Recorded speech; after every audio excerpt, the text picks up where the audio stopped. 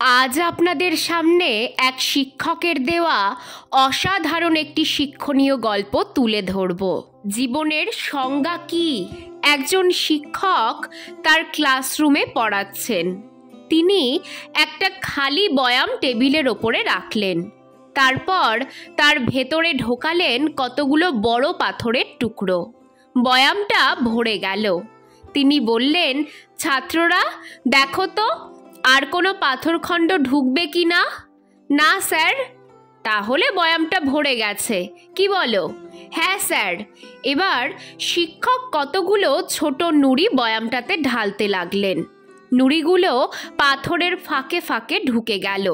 তিনি বললেন, এবার ভরেছে, কি বলো? হ্যাঁ স্যার। তিনি এবার বালু ঢালতে লাগলেন। পাথর আর নুড়ির ফাঁকে ফাঁকে বালু ঢুকতে লাগলো এবং বয়ামটা পূর্ণ করে তুলল। শিক্ষক বললেন, আচ্ছা, এবার আমরা পুরো ব্যাপারটাকে উল্টো করে করি। প্রথমেই আমরা যদি বালু দিয়ে বয়ামটা পূর্ণ করে ফেলি তাহলে কি হবে? তিনি বালু দিয়ে পাত্রটা পূর্ণ করলেন। তারপর আর নুড়ি কিংবা পাথর ঢোকানোর জায়গা রইল না। তিনি বললেন, এ থেকে আমরা খুব গুরুত্বপূর্ণ কিছু জিনিস শিখব। এই যে পাত্রটা দেখছো, এটা হলো আমাদের জীবন। এই যে বড় বড় পাথরখণ্ড, এগুলো হলো আমাদের জীবনের সবচেয়ে গুরুত্বপূর্ণ জিনিস। আমাদের পরিবার, বাবা মা, ভাই বোন, স্বামী স্ত্রী, সন্তান, আমাদের স্বাস্থ্য, আমাদের শিক্ষা।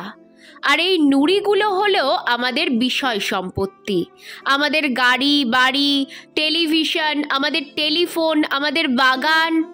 আর বালু হলো বাকি সব কিছু, আমাদের জীবনে আর যা যা করতে হয় সবটা।